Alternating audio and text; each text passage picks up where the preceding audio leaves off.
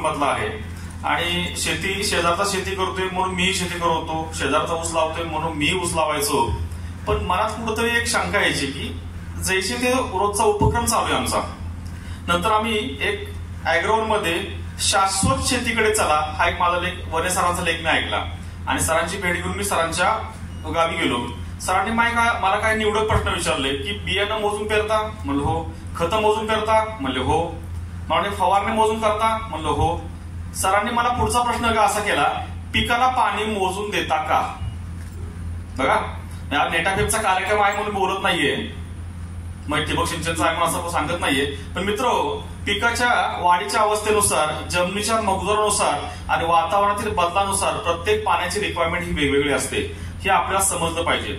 म्हणजे आपल्याला सगळं माहितीये, 10-26 माहितीये किंवा तुमचं DAP माहितीये, युरिया माहितीये, पण आपण आज पिकाला किती पाणी देतो याच्या अवस्था आपल्याला माहित नाहीत. म्हणजे आपण त्याला म्हणतो बाल्य अवस्था, वाढीच्या अवस्था आणि उतार अवस्था. जसं माणसाचा जीवनक्रम चालू असतो, प्राण्यांचा वगैरे, तसाच पिका चालू असतो आणि त्या शेड्यूलनुसार आपल्याला पिकाला पाणी देता आलं पाहिजे. साहेबांचा ऊसाचा विषय जर काढला तर ऊसामध्ये सर्वात महत्वाचं बघा, जमीन खराब होत चालली. आपण म्हणतो की रासायनिक खत जास्त टाकले, कोणी एक पीक पद्धती केली, पण मी असं म्हणतो की अतिरिक्त पाण्यामुळे आपली जमीन खराब होत चाललेली आहे. अतिरिक्त पाणी कुठल्याही पिकाला वापसा कंडिशन आपण देत नाही. आपल्याला असं वाटतंय की जसं आपण पाणी पितो तसं पीक माझं पाणी पितं काय? नाही मित्र, पीक कुठलंही पाणी पित नाही.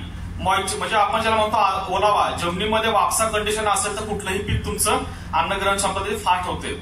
त्यानंतर ऊसामध्ये सांगायचं झालं तर सर्वात महत्वाचं म्हणजे आपल्या खतांचं सगळं माहितीये, परंतु आपल्या जमिनीचं माहित नाहीये, जमिनीत आचारी कोण हा माहित नाहीये, जीवाणूविषयी माहित नाही. जीवाणूंचं बोलायचं झालं तर सगळ्यांना कंटाळ येतो बघा, बरोबर ना?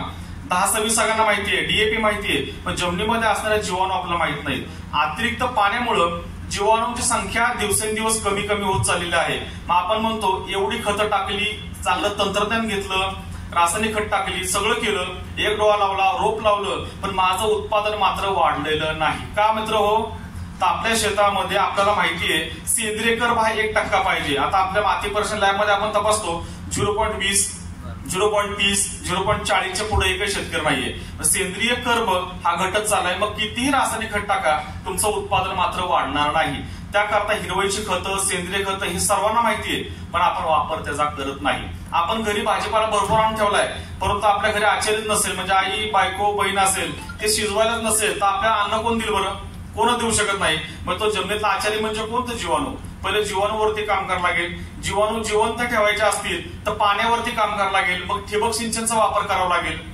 आता देशमुख साहेबांनी मागे माझं कांद्यावरती एक, मला वाटतं फेसबुकला आपण केलं होतं, तुमचे काही प्रश्न होते, मला विचारले होते, त्यावेळेस सरांनी मी उत्तर दिलं की कांद्याला किती पाणी लागतं. आता बघा, ठिबक सिंचनवरती कांदा करत असताना आपण जस्ट बेड काढतो. ठिबक सिंचनला आपण काय करतो? बेड काढतो. बेडवरती बऱ्याचशा शेतकरी काय करतो? 1 लॅटर टाकतो. 4 फुटी बेड, 1 लॅटरल, बरोबर. आता नेटाफेपचा डिस्चार्ज 2 लिटर 3 लिटर तुमचा ताशी आहे. त्याचा आपण जर विचार केला तर 4 फूट बेड ओला व्हायला शेतकरी वर्ग 10-10, 12-12 तास हे ठिबक सिंचन चालू ठेवतो. मग मला असा शेतकऱ्यांना प्रश्न विचार आहे की ठिबक सिंचनच्या माध्यमातून पाणी वाचवलं का घालवलं?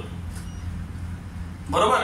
आता एकरी विचार केला तर तासाला साधारणतः 3 ते 4 लिटर डिस्चार्ज असणारा आपला ड्रिपर असेल, आपला 5 HP चा पंप असेल तर 1.25 एकर ठिबक सिंचन तुमचं एका वेळेस चालतं. बरोबर.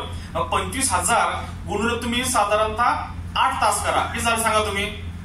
2 लाख लिटर पाणी तुम्ही किती क्षेत्राला दिलं? 1 एकराला, बरोबर.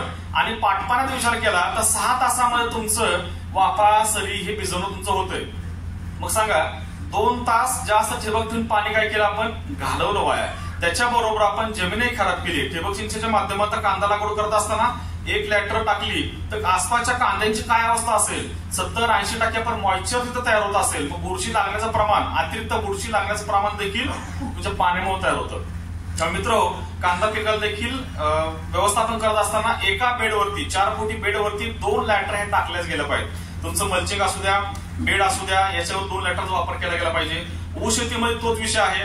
ऊसाच्या अवस्थेमध्ये सुद्धा आपण पाणी वापर विषयी लक्ष देत नाही. आपण ठिबक सिंचनचा वापर फक्त मजुरी जी वाचलीये याच्यावरती फक्त विषय आपण घेत असतो. परंतु ऊस पिकाला किती पाणी लागतं हे अरुण देशमुख साहेब तुमच्या अॅग्रोच्या लेखमध्ये आम्ही सगळं वाचतो. एका पिकाला, एका गरजेइतकं 8 दिवसाला किती लाख लिटर पाणी लागतं हे जर आपण वाचन केलं, म्हणजे शास्त्र समजून शेती केली, ऊसाच्या असू द्या, कांद्याच्या असू द्या, तरी देखील शेती आपली फायद्याची होऊ शकते. अशा माध्यमातून ठिबक सिंचनचा वापर नेटाफिम इरिगेशनचा वापर गेल्या 8 ते 10 वर्ष करत आहे. देशमुख साहेबांचा असेल, आम्हाला चांगलं मार्गदर्शन लागतं की उसाला किती वेळ पाणी द्यायचं. आता पहिला माझा आग्रह असा असायचा 4 लिटरवर डिस्चार्ज चांगला असं वाटायचं. देशमुख साहेबांनी ज्यावेळेस समजून सांगितलं की आपण नेटाफिमचा 2 लिटर डिस्चार्ज हा कसं काम करतो, आम्ही सगळं समजून घेतलं. मीही डेमो केले, नेटाफिमचं एकरावर केलं, अदर कंपन्यांचं 4 लिटरवर 2 पुढच्या एकरावर केलं आणि त्याच्या माध्यमातून हा 1 एकराचा प्लॉट अतिशय सुंदरपणे वाढत होता. यांना काय झालं होतं, इथं शेवाळ चढलं, तो डिस्चार्ज तोच टायमिंग शेवाळ चढलं होतं. इथं मात्र कुठलीही खतं जास्त द्यावी लागली, कारण जास्त पाणी न दिल्यामुळं लिच आउट होण्याचं प्रमाण तिथं 0 झालं होतं. त्यामुळे दिलेली खतं ही पिकाला सहजरित्या त्या मुळांना उपलब्ध होत होती. अशा माध्यमातून कांदा असेल, ऊस असेल, या पिकाला तुमचं ठिबक सिंचनच्या माध्यमातून मित्र तुम्ही जर व्यवस्थापन केलं, फक्त शास्त्र समजून, म्हणजे आपल्याला माहितीये ठिबक सिंचन करायचंय. ठिबक सिंचन करताना आपल्या डोक्यासमोर काय, नळ्या हातरायच्या, पाईप जोडायचे, सुरू करायचं. तसं नाही. आपल्याला प्रथमतः विहिरीची खोली माहिती पाहिजे. आपल्या विहिरीची खोली किती आहे, त्यानंतर आपली पाईपलाईन किती इंच आहे हे आपल्याकडे गणित पाहिजे.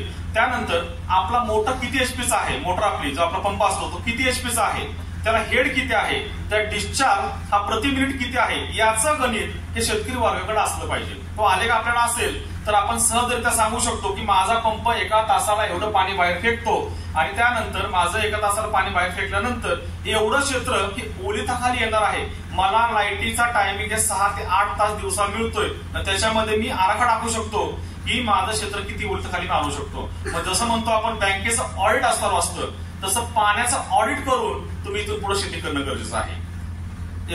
मला बोलण्यास संधी दिलेली त्याबद्दल धन्यवाद. असं एकत्र करून म्हणजे ते बायो ऑर्गॅनिक्स मध्ये फार चांगलं काम करतात. एकत्रितपणे आपण नेटाफिम, संदीप बायो ऑर्गॅनिक्स जलनायक पुरस्काराने 21 शेतकऱ्यांचा महाराष्ट्रामध्ये सत्कार केला होता. खूप चांगलं काम करणारे शेतकरी आहेत.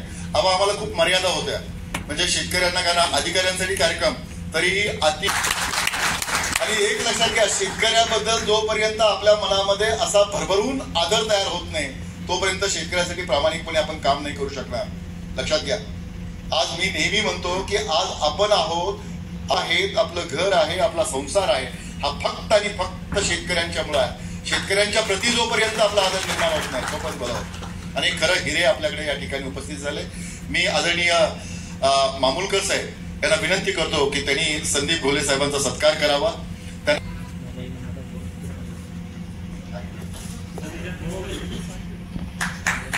Hello.